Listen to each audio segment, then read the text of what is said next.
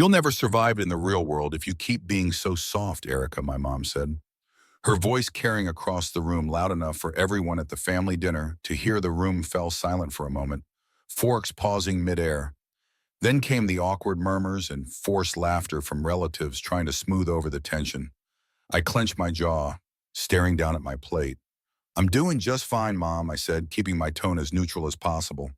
"Fine isn't enough," she replied, waving her wine glass dismissively. "You're too timid, too cautious. You need to be ambitious if you want to succeed." The words stung, but they weren't new. My mother had spent my entire life underestimating me, framing my quiet determination as weakness and my careful planning as a lack of drive. It was like she had a script she couldn't deviate from, and no amount of progress I made ever seemed to rewrite it. My name is Erica, and I'm 32 years old. I've always been the quiet one in the family, the person who avoided conflict and stayed in the background. Growing up, my mother Helen made it clear she didn't think much of that. Helen is the definition of a self-made woman, bold, assertive, and unapologetically ambitious. She built her business, a small chain of bakeries, from the ground up, and took pride in her non-nonsense approach to life. But her success came with a cost. She had no patience for subtlety, no time for softness, and no interest in seeing value in a path that didn't mirror her own. As a kid, I tried to win her approval by mimicking her drive. I joined clubs, took on leadership roles, and tried to be as bold as she wanted me to be. But it never felt authentic, and it was never enough. By the time I hit my 20s, I realized that I wasn't going to change who I was just to fit her mold. So I started carving my own path. I worked hard, quietly and steadily, learning everything I could about business. And while my mother dismissed my efforts, I built something on my own, something that mattered to me. Back at the dinner table, my mom turned to my cousin Emma, who had just gotten a promotion at a big firm downtown now. "Emma," she said, smiling brightly, "there's a girl with ambition. You could learn a thing or two from her, Erica." I smiled politely, but inside the familiar frustration simmered. I'd learned long ago that no matter what I did, it wouldn't be enough for her. But I was done trying to prove myself to someone who refused to see my worth. After the dinner, I drove home in silence, gripping the steering wheel tighter than necessary. The city lights blurred past the window, but my mind was still replaying my mom's words. "You're too soft, not ambitious enough." It was the same criticism she'd been lobbing at me since I was a teenager, and no matter how much I accomplished, it seemed like she couldn't see beyond her narrative. When I got home, I dropped my purse on the kitchen counter and collapsed onto the couch. My phone buzzed with a text from Lydia. "Best friend, how'd dinner with your mom go? Do I need to bring ice cream?" I laughed despite myself typing back. She compared me to Emma again, and apparently I'm still too soft for the real world. Her reply came almost instantly. "Oh, please, you could run circles around Emma. She just has a bigger mouth." I smiled at my phone, grateful for Lydia's unwavering support. She'd been my sounding board for years, always quick to remind me of what I was capable of, even when I doubted myself. It hadn't been easy, but I'd worked my way up to being a successful entrepreneur. My company, a small but growing digital marketing agency, was thriving. I'd started it from scratch in my mid-20s, pouring countless late nights and weekends into building something I could be proud of. But my mom never asked about my work to her. It wasn't real success unless it fit into her mold.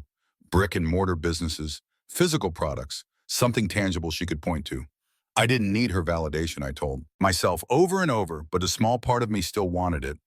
Even if I knew it would never come. The next morning, I was at my desk reviewing client reports when a familiar name popped up on my phone screen. Richard. He'd been one of my mom's most loyal employees for years, a steady presence in her bakery chain, since I was a kid. "Richard?" I answered, surprised. "What's going on?" His voice was calm but serious. "Erica, I thought you should know. Your mom's business is struggling the past years. Been hard, and we've had to close a few locations. She hasn't told the family yet, but I didn't want you to be blindsided." I felt a pang of concern. Despite everything, I didn't want to see her fail. "Thanks for letting me know," I said after I hung up. I sat back in my chair, my mind racing. The bakeries had been my mom's life's work. If they were in trouble, she wouldn't ask for help, not from me at least. But maybe I could do something about it. I couldn't shake the conversation with Richard. Mom M's bakeries were more than just a business. They were her pride, her proof to the world that she'd built something from nothing. The thought of her losing them, even after all the hurtful things she'd said over the years, left a pit in my stomach. For the next few days, I couldn't focus. Every email, every meeting, every task I tried to complete felt overshadowed by the knowledge that my mom's legacy was crumbling, and she was probably trying to shoulder it all alone. Finally, I called. Lydia, I can't just sit here, I said, pacing my apartment. I need to do something. She didn't hesitate. Then do it. You've spent years proving you can handle anything life throws at you. If anyone can turn this around, it's you. But she won't ask for my help, I pointed out. She doesn't even think I'm capable. Then don't wait for her to ask, Lydia said firmly. This isn't about proving her wrong. It's about doing what you know is right. That evening, I sat down with my laptop and started digging at. I researched her bakeries, their locations, their reviews, even public records on the business's financials. It didn't take long to confirm what Richard had said. Revenue had been declining steadily over the past 2 years, and the closures weren't isolated incidents. They were part of a larger trend. My mom had always been good at baking and terrible at adapting. The business relied on outdated marketing, clunky operations, and foot traffic that had dwindled as online competitors took over. I opened a blank document and started brainstorming. Modernized branding, updated recipes, partnerships with delivery apps. The ideas poured out of me, fueled by years of experience in turning struggling brands into success stories. By the time I finished, I had a comprehensive plan to save the bakeries, and I knew exactly how to pitch it the next morning. I called Richard again. I want to help, I told him, but I need to know. Will she even listen to me? There was a long pause before he replied. She's stubborn, he admitted, but I think deep down she knows she needs help. If anyone can get through to her, it's you. Okay, I said, my resolve hardening. I'm going to do this. As I hung up, I felt a mix of nerves and determination. This wasn't just about saving the bakeries. It was about proving to myself that I could rise above her doubts and make a difference. A week later, I stood outside my mom's office at the flagship bakery. The familiar aroma of fresh bread and pastries wafted through the air, but it did little to calm the knot in my stomach. This wasn't just a business conversation. It was a confrontation, years in the making. I knocked on the door and her voice called out, "Come in." She looked up from a stack of paperwork, her expression shifting from surprise eyes to guarded suspicion. "Erica, what are you doing here?" I sat down across from her, my hands folded tightly in my lap. "I heard from Richard about the bakeries, Mom. I want to help." She frowned, leaning back in her chair. "Help? How? I've done the research," I said, sliding a folder across the desk. "Revenue's been declining for 2 years. You're losing customers to competitors, and the closures aren't fixing the underlying problems. I've put together a plan to turn things around, modernizing the branding, improving operations, expanding your online presence. I know it can work." She opened the folder, flipping through the pages with an unreadable expression. When she finally looked up, her voice was sharp. "This is all very impressive, Erica, but what makes you think you're qualified to handle this? You've never run a bakery before." The word stung, but I held my ground. "You're right, I've never run a bakery, but I've spent years running a successful business. I know how to identify problems and create solutions, Mom. I'm not here to take over. I'm here to help you save what you built." She leaned forward, her eyes narrowing. "Why would you care? I've never seen you take an interest in this family business before. Because it matters to you," I said simply, "and whether you believe it or not, I care about you." Her expression softened for a moment before she shook her head. "I don't need you swooping in and acting like some kind of savior. Erica, I've handled this business on my own for decades." "Have you?" I asked gently, gesturing to the folder. "Mom, you're drowning. You've worked too hard to let it all fall apart. Now let me help you." There was a long silence as she stared at the papers in front of her. Finally, she closed the folder and set it aside. "I'll think about it," she said curtly. It wasn't a yes, but it wasn't a no either. As I left her office, I felt a flicker of hope. For the first time, I'd stood my ground. And maybe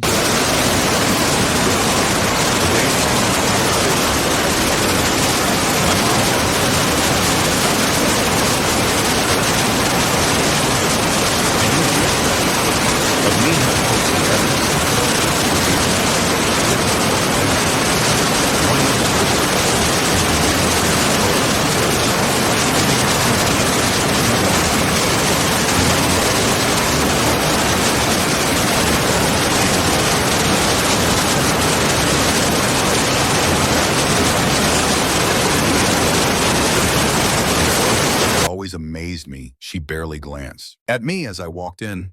"Hey, Mom," I said, leaning against the counter. "What do you want, Erica?" she asked, her tone clipped to talk. I replied, refusing to be deterred. "Have you thought about the plan?" She sighed, wiping her hands on her apron. "I've looked at it. Some of it makes sense," but she hesitated, her expression conflicted. "This isn't your world, Erica. You don't understand what it takes to run a bakery." "Maybe not," I admitted, "but I understand what it takes to run a business, and I know you're in." Over your head, her eyes narrowed. "I've managed just fine for years without your help." "Have you, though?" I asked gently. "Mom, you were losing customers, closing stores, and struggling to keep up with the competition. This isn't about pride, it's about survival." For a moment, I thought she was going to snap at me, but instead she sank into a chair at the corner of the kitchen. "Do you know how hard it is for me to admit that you might be right?" she asked, her voice softer than I'd ever heard it her. Words caught me off guard, but I kept my tone steady. "I'm not here to say I told you so. I'm here because I believe in what you've built, and I want to help you save it." She looked up at me, her eyes glistening with something I couldn't quite place. "You really think this plan of yours can work?" "I know it can," I said firmly. She didn't answer right away, but when she finally nodded, I felt a wave of relief. It wasn't an enthusiastic agreement, but it was a step in the right direction. "Okay," she said quietly, "let's try it your way." As I left the bakery, I felt both exhausted and exhilarated. The real work was about to begin, but for the first time I felt like my mom was starting to see me for who I truly was. With her hesitant approval, I dove headfirst into the plan. The first step was to assess the damage more thoroughly. I spent hours combing through her financial records, inventory logs, and customer feedback. It was worse than I thought. Several locations were on the verge of closing, and the flagship bakery was barely breaking. Even when I presented my findings to my mom, she was visibly uncomfortable. "I didn't realize things had gotten this bad," she admitted, her voice tinged with both frustration and defeat. "This isn't about blame," I said, softening my tone. "It's about moving forward. We can fix this, but it's going to take work." She nodded reluctantly, and I took it as a sign to push ahead over the next few weeks. I threw myself into the project. I worked alongside Richard and the remaining staff to modernize operations. We revamped the menu, updated the branding, and set partnerships with local delivery services. At first, my mom hovered over every decision, questioning my methods and second-guessing my choices. "Are you sure this is going to work?" she asked one morning, as I updated the bakery's website to include online ordering. "Mom, trust me," I said, trying to keep the impatience out of my voice. "People want convenience. If we don't adapt, we'll lose even more customers." She crossed her arms, but said nothing, watching silently as I finalized the updates despite the tension. There were small moments of progress one afternoon as I worked on creating a social media campaign. She brought me a cup of coffee. "I didn't realize you were so good at this stuff," she said awkwardly. I smiled, taking the coffee. "Thanks, it's what I've been doing for years." She nodded, her gaze lingering on the screen. Maybe I should have paid more attention, as the words were quiet, almost like an afterthought, but they hit me hard for so long. I'd wanted her acknowledgement, and this was the closest I'd ever come to getting it. As the weeks went on, the changes started to show results. Foot traffic increased online, orders rolled in, and the staff seemed energized by the new direction. Even my mom began to loosen up, offering fewer objections and more hesitant nods of approval. One evening, as we closed up the flagship bakery, she looked around the bus, ling space, and said, "I didn't think we'd ever see this place busy again." "We're just getting started," I replied. Feeling a spark of pride, for the first time it felt like we were truly working together, and maybe even starting to understand each other. The turnaround wasn't easy, but it was happening by the end of the first month. The flagship bakery was finally profitable again.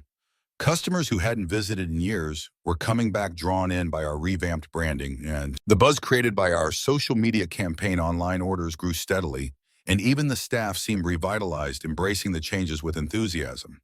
But not everything was smooth sailing. My mom still had moments of resistance. One afternoon, while we were reviewing the performance metrics, she frowned at a chart showing the spike in delivery orders. "I just don't understand why people can't come into the store anymore," she said, her tone tinged with frustration. "The whole point of a bakery is the experience." I took a deep breath. "Mom, it's not about replacing the in-store experience. It's about giving people options. Some of these customers might never have come in otherwise.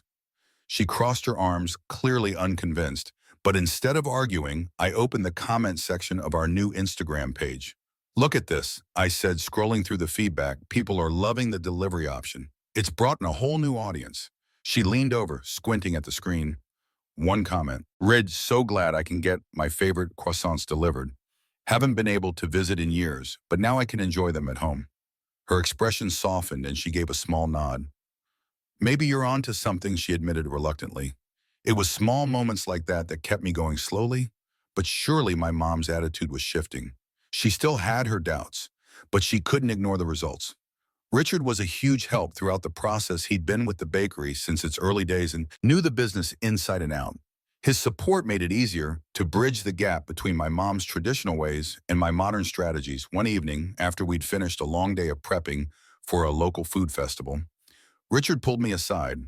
You know, he said, I've been here for over 20 years, and I've never seen this place run as efficiently as it does. Now, thanks, Richard, I said, feeling a rush of pride. Your mom might not say it, he added, lowering his voice, but she's impressed, I can see it in the way she watches you work. That night, I stayed late to finish some paperwork. As I locked up, I found myself looking around the bakery with a sense of accomplishment. This place had always been my mom's domain, a symbol of her and determination. But now it felt like something more, a partnership, a shared effort to keep her legacy alive, while paving the way for something new. For the first time in years, I felt like we were on the same team, and that was worth more than any metric or sales report.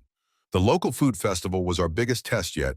We'd worked tirelessly to prepare, rolling out a limited time menu, setting up a sleek booth with our updated branding, and promoting the event heavily on social media. It was a chance to show the community how far the bakery had come and to prove that we could compete with modern, trendier businesses. The day of the festival, the energy was electric. Crowds milled about, sampling food and chatting with vendors. Our booth, adorned with fresh flowers and colorful signage, drew a steady stream of customers. I was in the middle of handing out samples when I saw my mom standing to the side watching the bustling crowd. She looked almost out of place in the chaos, her usual stoic expression softened by what I could only describe as awe. Mom, I called, waving her over. Come check this out. She hesitated before stepping behind the booth, her eyes scanning the line of customers. It's busy, she said, her tone a mix of surprise and pride. Busy is good, I replied with a grin. As the day went on, my mom started pitching in, answering questions, chatting with customers, and even cracking a few smiles. I caught her explaining the origins of one of her signature recipes to a group of food bloggers who had stopped by, and for the first time she seemed fully in her element. By the time the festival wound down, our booth had completely sold out. I collapsed onto a nearby bench, exhausted but exhilarated. My mom joined me, holding 2 cups of lemonade. You did good today, Erica, she said, handing me a cup. So did you, I replied, sipping the lemonade. She was quiet for a moment, staring out at the emptying festival grounds. I have to admit, I wasn't sure about all of this. At first, she said finally, the branding, the delivery, the social media, it all felt so different from what I built. But seeing it today, seeing how people responded, I get it now. No. Her words caught me off guard, and I turned to look at her. You really mean that? She nodded, her expression sincere. I do. I may not always say it, but I'm proud of you, Erica. You've done something I couldn't. You've taken what I started and made it better. Her acknowledgement was a moment I'd waited for my whole life. It wasn't flashy or dramatic, but it felt genuine, and that was enough.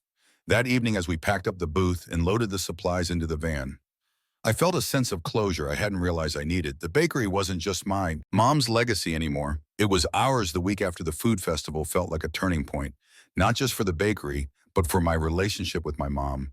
For the first time in years, we weren't at odds. She started consulting me about decisions, asking for my input on everything from new recipes to staffing schedules. One afternoon, as we sat in her office reviewing next month's budget, she leaned back in her chair and said, you know, I always thought you didn't have the ambition for this kind of work. I guess I was wrong. Her words took me by surprise, Mom. I've always been ambitious, I said carefully, just not in the way you expected. She nodded, her expression thoughtful. I see that now. You've done things I never could, things I wouldn't have even thought to cry. There was no fanfare, no grand apology. But in her own way, she was acknowledging my worth. It was enough with the bakery on stable footing. I started to focus on my own goals again. The success of our work had boosted my confidence, reminding me of the skills and determination I'd cultivated over the years. One evening, I pulled out my laptop and began drafting a new business plan, not for the bakery, but for an entirely new venture. The experience had reignited my passion for creating something of my own, and I felt ready to take the next step. Lydia was thrilled when I told her about it. I knew this whole thing would light a fire under you, she said, practically bouncing in her seat. So what's the big idea? I grinned, showing her my initial sketches and notes. It's still early, but I'm thinking about a consulting service for small businesses, helping people like my mom modernize their operations. Genius, she said, raising her coffee cup in a mock toast. Here's to Erica 2.0. Conquering the world, one business at a time. Despite the excitement of planning my next venture, I made sure to stay involved with the bakery. It wasn't just about the business anymore. It was about the connection I'd rebuilt with my mom one afternoon. As we worked together on inventory, she said, I always wanted the bakery to be something the family could be proud of. I think we've done that. We have, I agreed, feeling a warmth I hadn't associated with her words in a long time. For the first time, I wasn't trying to prove anything to her. I was just proud of what we'd accomplished together. A month later, and I stood outside the bakery watching the morning rush unfold. The once quiet storefront was now bustling with activity, customers lining up for coffee and pastries, and delivery drivers picking up orders to go. It felt surreal to see it thriving again, not just as a business, but as a reflection of everything my mom and I had worked through together. My mom stepped outside to join me, carrying 2 cups of coffee. She handed me one and gestured toward the line of customers. I still can't believe it. Sometimes she admitted all of this. It feels like a second chance, I smiled, taking a sip of the coffee. It is a second chance for the bakery and for us. She nodded, her expression uncharacteristically soft. I wasn't always fair to you, Erica. I thought I was pushing you to be stronger. But looking back, I see that I was just projecting my own fears onto you. Her words caught me off guard. My mom wasn't one to admit fault easily, and hearing her acknowledge the impact of her actions was more meaningful than I'd expected. You don't have to explain, I said gently. I get it now. You wanted the best for me, even if it didn't always come out the right way that evening as I sat at my desk working on the business plan. For my consulting venture, I felt a sense of clarity I hadn't experienced in years. The bakery's success had taught me so much, not just about business, but about resilience, relationships, and the power of believing in myself. I glanced at my phone and saw a message from Lydia. So when's the big consulting launch? I'm ready to be your first client. I laughed, typing back, soon you'll be the first to know. As I closed my laptop, I felt a deep sense of satisfaction. The bakery was thriving. My relationship with my mom had transformed, and I was finally stepping into a future that felt entirely my own. A week later, my mom surprised me with a small celebration at the bakery. She'd invited the staff, Richard, and even a few loyal customers as we toasted to the success of the business. She raised her glass and said to Erica, the one who brought us back to life. The applause and cheers filled the room, but it was the look of genuine pride on my mom's face that stayed with me. This wasn't just her bakery anymore, it was ours, and while the journey had been anything but easy, it had brought us closer than I ever thought possible. As I left the celebration that evening, I couldn't help but smile. The future felt wide open, and for the first time I was excited to see where it would take me.